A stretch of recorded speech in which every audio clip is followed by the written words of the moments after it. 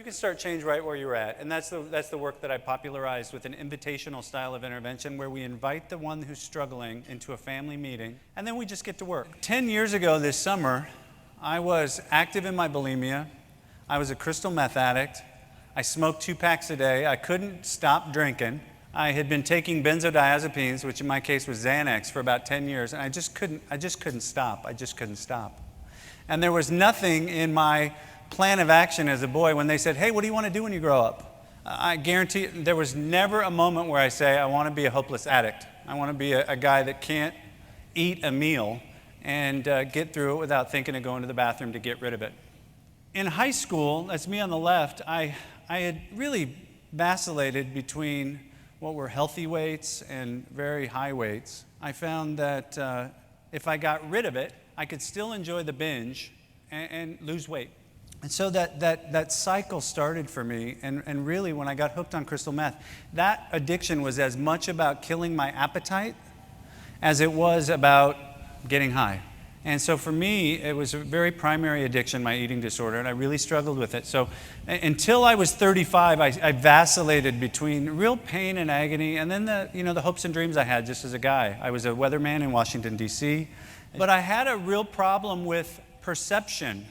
And if anyone knows anything about eating disorders, it's that the person struggling with an eating disorder will look in the mirror and see a devastating reality when everybody else sees something like this. And to the person struggling in that eating disorder, it's just a disaster. How do I even start with this? Well, I can exert some control in this way. I'll eat less today. I'll restrict. I'll go into a cycle that'll be really self-harming. But it's that issue of perception. When I was in bulimia, when I was active in my bulimia, every area was a problem area. There was a moment in the summer of 1981 that I sat in a bathroom and I had a shotgun in my hand, and I was so sure that there was only one way out. My mom was on the first floor.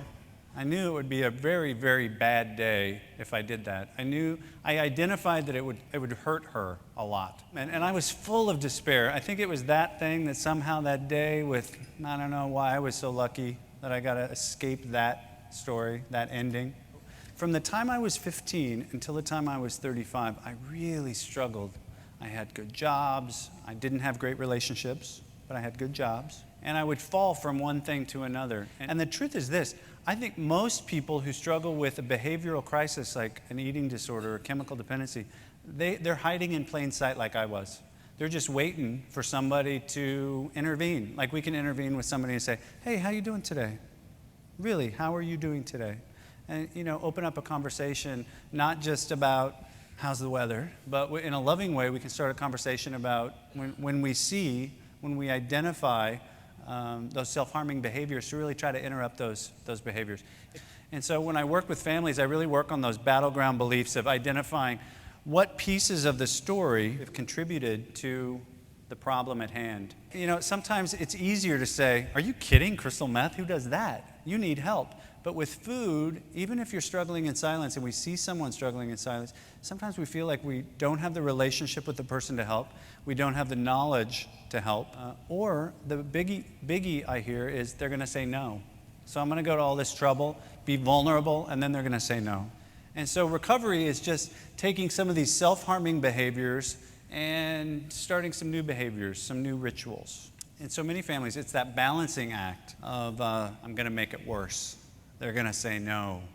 Or it's just the embarrassment sometimes of our own behaviors. Look, when I was a crystal meth addict, I had no good friends. I called the police on my neighbors when I was crazy. I got in trouble with the law. I thought there's no way that I'm going to be able to stop doing crystal meth unless I go to jail.